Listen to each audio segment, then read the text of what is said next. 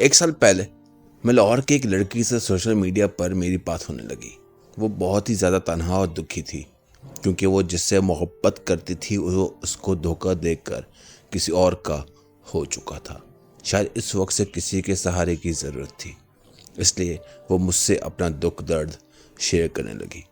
वो रोज़ मुझे कॉल करती थी और हम घंटों तक बात करते थे।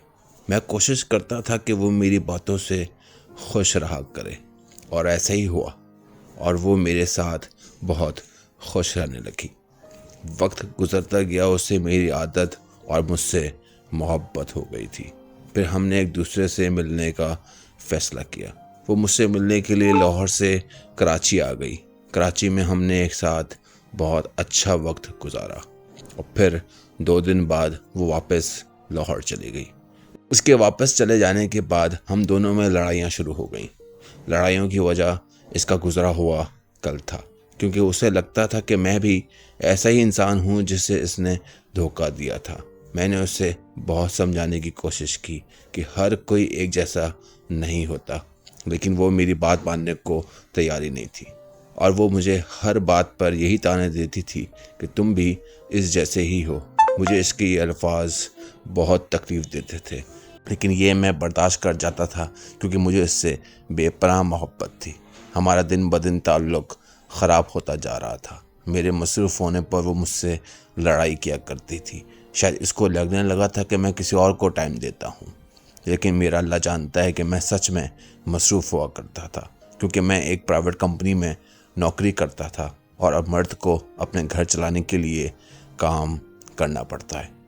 लेकिन वो चाहती थी कि मैं हर वक्त बस इसी से बात करता रहूं। मैंने बाहर मुल्क के लिए भी अप्लाई किया हुआ था। फिर एक दिन मेरा वीज़ा आ गया और मैं बाहर मुल्क जाने के लिए तैयारियां करने लगा। जब उसे ये बात पता चली तो उसने मुझसे जाने के लिए रोका और मुझे इसने इस बात का यकीन दिलाया कि वो अब लड़ाई नहीं करेगी। मैं इसके कहने पर रुक गया क्योंकि मैं भी उससे दूर नहीं जाना चाहता था कि हम में से सब कुछ ठीक चलने लगा और ऐसा लगने लगा कि बहुत जल्द हम दोनों एक दूसरे के हो जाएंगे।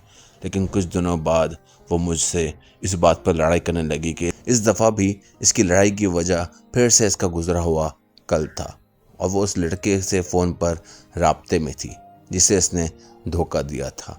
वो लड़का किसी और से शादी करने जा रहा था, लेकिन फिर भी वो उसी से राब्ते में थी।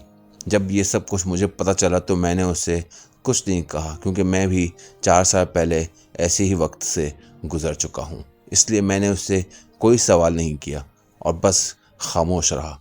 जिस दिन इस लड़के की शादी थी, इस दिन इस लड़की ने किसी और को धोखे का बदला मुझसे ले लिया था। इसने मुझे हमेशा हमेशा के लिए छोड़ दिया। मैं खामोश होने के अलावा कुछ नहीं कर सका और वो किसी और के और में इसके हिजड़े में ज़िंदगी गुजार रहा था। बस अल्लाह पाक से दुआ है कि वो जहाँ भी रहे खुश रहे।